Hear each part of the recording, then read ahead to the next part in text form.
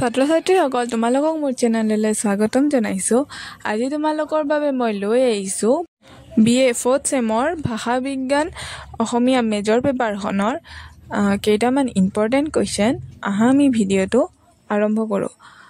কুৱেশ্যনটো হৈছে ব্যাকৰণ আৰু ভাষা বিজ্ঞানৰ মাজত থকা পাৰ্থক্যসমূহৰ বিষয়ে লিখা। এনচাৰটো হ'ল ব্যাকৰণ আৰু ভাষা বিজ্ঞান এটাৰ মুদ্ৰাৰ ইপিঠি আৰু সিপিঠি। প্ৰাচীন কালৰ ব্যাকৰণ আৰু ভাষা বিজ্ঞানৰ অধ্যয়নৰ মৌলিক পাৰ্থক্য পৰিলক্ষিত হৈছিল যদিও সাম্প্ৰতিক কালত এই দুয়োটাৰ মাজত তত্ত্বৰ পাৰ্থক্যৰ সীমা ৰেখা সংকুচিত হৈ পৰিছে। তথাপি দুয়োটাৰে গুণগত আৰু ৰীতিগত কিছুমান পাৰ্থক্য পৰিলক্ষিত হয়। পাৰ্থক্যসমূহ হ'ল প্ৰথমটো হৈছে ব্যাকৰণৰ পৰিসৰ অতি সীমিত। ব্যাকৰণ এখনে ভাষাৰ সহজাত প্ৰবৃত্তি আৰু বৈশিষ্ট্যসমূহক ফঁহিয়াই দেখুৱায়। ভাষাৰ ব্যৱহাৰিক দিশটোক প্ৰতিহে লক্ষ্য ৰাখি ভাষাৰ প্ৰচলিত নিয়মবোৰ ব্যাকৰণত দাঙি ধৰে।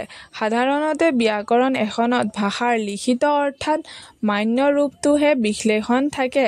ভাষাৰ সামগ্ৰিক ৰূপটো পাবলৈ টান হয়। ভাষাৰ নিৰপেক্ষ ৰূপসমূহৰ বিশেষণ ব্যাকৰণে আওকাণ কৰি চলে। আনহাতে ভাষা বিজ্ঞানৰ পৰিধি অতি বিস্তৃত। ইয়াত ভাষা এটাৰ জন্ম, বিকাশ, গঠন আদি সম্পৰ্কে পুংখানুপুংখভাৱে আলোচনা কৰা হয়। তদুপৰি ভাষাৰ সামগ্ৰিক দিশটোৰ সম্পৰ্কেও ইয়াত আলোচনা আগবঢ়োৱা হয়। ভাষা বিজ্ঞানীয়ে ভাষাৰ কথিত আৰু লিখিত দুয়োটা ৰূপৰো বিশ্লেষণী তথ্য আগবঢ়ায়। বিশেষকৈ ভাষা বিজ্ঞানীয়ে ভাষাৰ মানব্য ৰূপৰ উপৰিও অন্যান্য আঞ্চলিক ৰূপবোৰৰ বিষয়েও সমানে গুৰুত্ব দিয়ে। ভাষা বিজ্ঞানত যেনেদৰে ভাষাৰ সামগ্ৰিক ৰূপটো পোৱা যায়, ঠিক তেনেদৰে ব্যাকৰণ এখনত ভাষাৰ এক খণ্ডিত ৰূপৰহে আভাস পোৱা যায়। ভাষা বিজ্ঞানৰ ক্ষেত্ৰত ব্যাকৰণতকৈ ভাষা বিজ্ঞানে গুৰুত্বপূৰ্ণ ভূমিকা গ্ৰহণ কৰিব পাৰে। ভাষা বিজ্ঞানৰ প্ৰধান কাম হৈছে ভাষাই মানৱ জীৱনৰ প্ৰয়োজনীয়তাত শৃংখলিত ৰূপ কেনেদৰে পূৰণ কৰে, কি ধৰণে কাৰ্য সাধন কৰে তাৰ বিশ্লেষণ আগবঢ়ায়। ইয়াত বাকযন্ত্ৰৰ দ্বাৰা উচ্চাৰিত ধ্বনিসমূহ কেনে ৰূপসিদ্ধ, বাক্যসিদ্ধ আৰু অৰ্থবহ এই কথাৰ পৰ্যালোচনা কৰা হয়। ২ নম্বৰ পইণ্টটো হৈছে ব্যাকৰণ লেখক অৰ্থাৎ ব্যাকৰণৰ সদায় সংৰক্ষণশীল। ভাষা এটাৰ সময়ৰ সোঁতত পৰিৱৰ্তন হয় যদিও ব্যাকৰণে কিছু সময়ৰ বাবে ভাষাক নিয়ম কানুনেৰে বান্ধি ৰাখিব খোজে।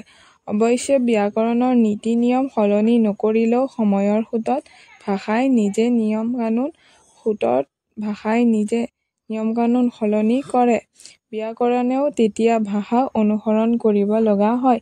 কিন্তু ইয়াৰ বিপৰীতে ভাষা বিজ্ঞানীয়ে ব্যাকৰণৰ দৰে ভাষাৰ নিয়ম নীতি অধ্যয়ন চলায় আৰু ভাষাৰ সম্পৰ্কে প্ৰকৃত তথ্যৰ যোগান ধৰে।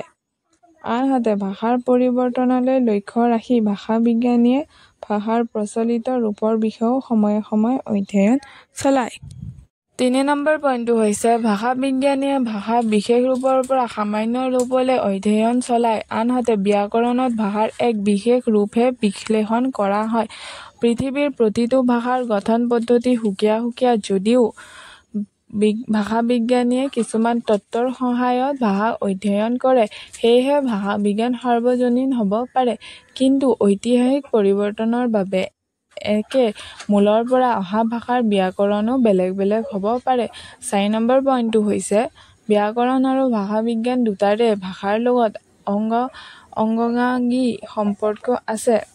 সাধাৰণতে বিজ্ঞানসন্মত বিচাৰ বিশ্লেষণত তিনিটা ওপৰত নিৰ্ভৰ কৰা হয়: তত্ত্ব বা তথ্য বিশ্লেষণ প্ৰণালী বা পদ্ধতি আৰু উপস্থাপন ৰীতি। বিজ্ঞানসন্মত এখন ব্যাকৰণ লিখিবলৈ ভাষাৰ গঠন প্ৰণালী জনাটো নিতান্তই প্ৰয়োজন। এটা ভাষাৰ উদ্ভৱ, বিকাশ, স্বৰূপ বা প্ৰকৃতি, প্ৰয়োগৰীতি, গঠন প্ৰণালী আদি ব্যাকৰণৰ সহায়ত জানিব পাৰি। ঠিক তেনেদৰে ভাষা বিজ্ঞানৰ সহায়তো ভাষাৰ জন্ম, ভাষাৰ উৎপাদন, প্ৰকৃতি, গঠন প্ৰণালী আদি সামগ্ৰিক ৰূপৰ পৰ্যালোচনা কৰা হয়। ৫ নম্বৰ পইণ্টটো হৈছে ব্যাকৰণ এজনে এটা ভাষাৰ বিষয়ে এখন ব্যাকৰণ প্ৰস্তুত কৰোঁতে সেই ভাষা তত্ত্ব আৰু তথ্যৰ সামগ্ৰিক চিত্ৰখন চকুৰ আগত ভাহি থাকিব লাগে। ভাষা বিজ্ঞানীয়ে ভাষাটোৰ বিভিন্ন আঞ্চলিক ৰূপবোৰৰ বিজ্ঞানসন্মত অধ্যয়ন কৰাৰ পাছত এটা মান্য ৰূপ নিৰ্বাচন কৰে। ব্যাকৰণে সেই মান্য ৰূপৰ ব্যাকৰণ প্ৰস্তুত কৰে। মান্য ৰূপৰ ব্যাকৰণৰ উপৰিও উপভাষাৰ ব্যাকৰণ, তুলনামূলক ব্যাকৰণ, ঐতিহাসিক বিৱৰণাত্মক ব্যাকৰণ, প্ৰভাৱশালী ব্যাকৰণ আদি ৰচনা কৰা হয়। ৬ নম্বৰ পইণ্টটো হৈছে বিষয় আৰু পদ্ধতিৰ প্ৰকৃতি অনুসৰি ব্যাকৰণৰ কেইবাটাও প্ৰকাৰো হ'ব পাৰে, যেনে বৰ্ণনাত্মক ব্যাকৰণ, ঐতিহাসিক তুলনামূলক ব্যাকৰণ, বিৰোধমূলক ব্যাকৰণ। প্ৰায়োগিক ভাষাবিজ্ঞান ঠিক তেনেদৰে ভাষাবিজ্ঞানকো অধ্যয়নৰ বিষয় আৰু পদ্ধতি অনুসৰি কেইবাটাও শাখাত বিভক্ত কৰা হয়, যেনে বৰ্ণনাত্মক, তুলনাত্মক, ঐতিহাসিক আদিয়ে প্ৰধান।